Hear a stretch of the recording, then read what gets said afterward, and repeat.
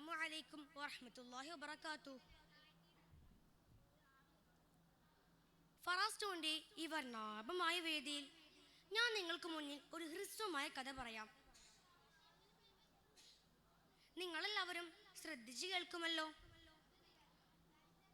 കൂട്ടുകാരെ, നമുക്കെല്ലാവർക്കും മുത്തനബി സല്ലല്ലാഹു അലൈഹി വസല്ലം അറിയാമല്ലോ. അതെ, ഇസ്ലാമിനെ ഇവിടെ വളർത്താൻ വേണ്ടി അല്ലാഹു തആല അയച്ചതാണ് തിരുനബിയെ. നാം ഇന്ന് വായിച്ചു കൊണ്ടിരിക്കുന്ന ഇസ്ലാം ഇവിടെ വളർത്താൻ എത്ര കഷ്ടപ്പെട്ടിട്ടുണ്ടെന്ന് അറിയുമോ? ഇസ്ലാമിനെ പ്രചരിപ്പിച്ചു എന്ന കാരണത്താൽ സ്വന്തം നാടിനെയും കുടുംബത്തെയും ഉപേക്ഷിക്കാൻ നിർബന്ധിതരായവരാണ് നബിത്തങ്ങളും അവിടുത്തെ സ്വഹാബത്തും. എത്ര സങ്കടകരമായ കാര്യമാണല്ലേ. അല്ലാതെ എന്തു ചെയ്യും? അങ്ങനെ പലരും മദീനയിലേക്ക് പലായനം ചെയ്തുകൊണ്ടിരുന്നു. എല്ലാവരെയും പറഞ്ഞയച്ചതിനു ശേഷം നബിത്തങ്ങളും ഒറ്റ കൂട്ടുകാരൻ സിദ്ദീഖ് തങ്ങളും രാത്രി യാത്ര പുറപ്പെടുകയാണ്. അതിനു മുമ്പ് നബിത്തങ്ങൾ കേൾപ്പിച്ച മക്കാ നിവാസികളുടെ സമ്പത്തുകളെല്ലാം തിരികെ കൊടുക്കാൻ വേണ്ടി അലി റളിയല്ലാഹു അൻഹുവിനെ അവിടെ നിർത്തിയാണ് ശത്രുക്കൾക്കിടയിലൂടെ നബിത്തങ്ങൾ പോകുന്നത്. എന്തൊരു വിശ്വസ്തത അല്ലേ. അതെ, അതുകൊണ്ടല്ലേ ചെറുപ്രായത്തിലെ അൽ അമീൻ എന്ന സ്ഥാനപ്പേര് കിട്ടിയത്. കൂട്ടുകാരെ, നമുക്ക് കഥയിലേക്ക് മടങ്ങി വരാം. അങ്ങനെ എല്ലാവരെയും പറഞ്ഞയച്ചതിന് ശേഷം നബി തങ്ങളും ഒറ്റ കൂട്ടുകാരൻ സിദ്ദീഖ് തങ്ങളും രാത്രി യാത്ര പുറപ്പെട്ടു. സിദ്ദീഖ് തങ്ങൾ വഴിയിൽ വളരെ ജാഗരൂകനാണ്. ആരെങ്കിലും മുന്നിലൂടെ വരുന്നുണ്ടോ, അതോ പിന്നിലൂടെ വരുന്നുണ്ടോ, അതോ ഇരു വശങ്ങളിലൂടെ വരുന്നുണ്ടോ എന്ന് സിദ്ദീഖ് തങ്ങൾ വളരെ കൃത്യമായിട്ടാണ് നോക്കുന്നത്.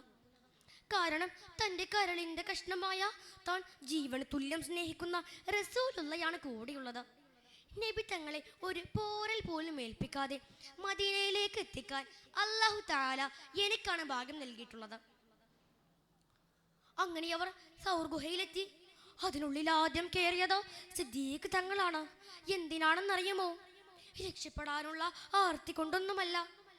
പിന്നെ എന്തിനാ? ഗുഹക്കുള്ളിൽ വല്ല വിഷജന്തുക്കളും ഉണ്ടെങ്കിൽ നബിത്തങ്ങളെ കടിക്കാതിരിക്കാൻ. എന്തൊരു സ്നേഹം! പക്ഷേ ഗുഹക്കുള്ളിൽ കയറിയ സിദ്ദീഖ് തങ്ങൾ കണ്ടത് ഇതൊന്നുമല്ല. ഗുഹക്കുള്ളിൽ പലയിടത്തും ചെറുതും വലുതുമായ മാളങ്ങളാണ്.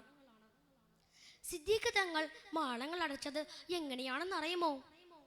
ഔറത്ത് വെളിവാകാത്ത അത്രത്തോളം ഭാഗം തൻ്റെ വസ്ത്രത്തിൽ നിന്ന് കീറിക്കൊണ്ട്.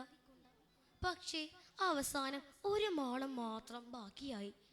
നബിത്തങ്ങൾ അറിയാതിരിക്കാൻ തൻ്റെ കാലവിടെ അടച്ചു വെച്ച് നബിത്തങ്ങളെ ഗുഹയിലേക്ക് വിളിച്ചു. നബിത്തങ്ങളെ തൻ്റെ മടിയിൽ കിടത്തി. നബിത്തങ്ങളൊന്ന് ഉറങ്ങിയതേയുള്ളൂ.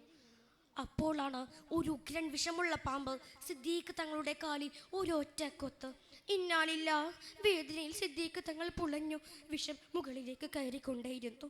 എന്നാലും തൻ്റെ നിത്രയിലായ ഹബീബിനെ ഉണർത്താതെ വേദന കടിച്ചു പിടിച്ചു. പക്ഷേ വേദനയിൽ കുതിർന്ന 2 തുള്ളി കണ്ണുനീർ നബി തങ്ങളുടെ മുഖത്തേക്ക് ഊറ്റി വീണു. നബി തങ്ങൾ ഉണർന്നു നോക്കുമ്പോൾ അതാ പാമ്പ് കടിയേറ്റ സിദ്ദീഖ് തങ്ങൾ.